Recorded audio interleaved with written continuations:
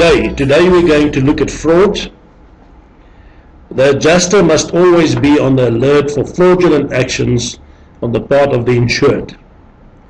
The insurer or principal expects the adjuster to be in a position to reduce or minimize a claim to the correct and fair amount, especially where minor exaggeration has occurred.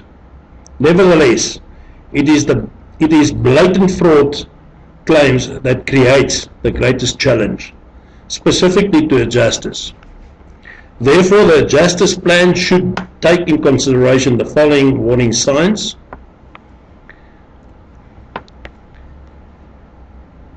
Criminal and antisocial history, in other words, check the ITC background of the claimant as well as possible blacklisting and criminal records. First-time insurance arrangements shortly before a loss. Increase sum insured and covers shortly prior to a loss. Financial difficulties experienced by the insured could be an indicator. Unusual circumstances of the loss. And then faulty and fire as well as burglar alarms. No signs of forced entry or exit in the case of burglary to the premises. When the insured appears vague and unsure, could also be a pointer.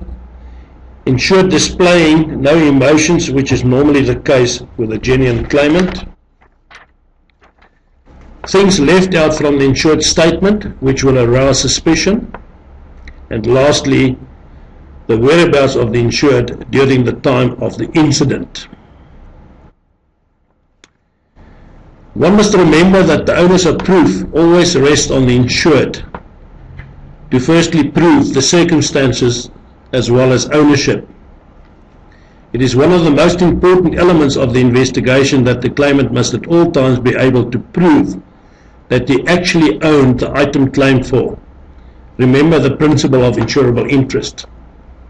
Secondly, he must also be able to prove that he suffered the loss. It is imperative that the insured must prove the circumstances under which the loss occurred. It would be extremely rare that an insured would be completely alone or there would be no other reference contacts relative to a loss. An example of this could be where a motor car was stolen from a shopping center car park. The activities of the insured before and until the discovery of the loss must be checked by the adjuster. Where did it happen, when, what, and who was involved? Those are very important factors to consider.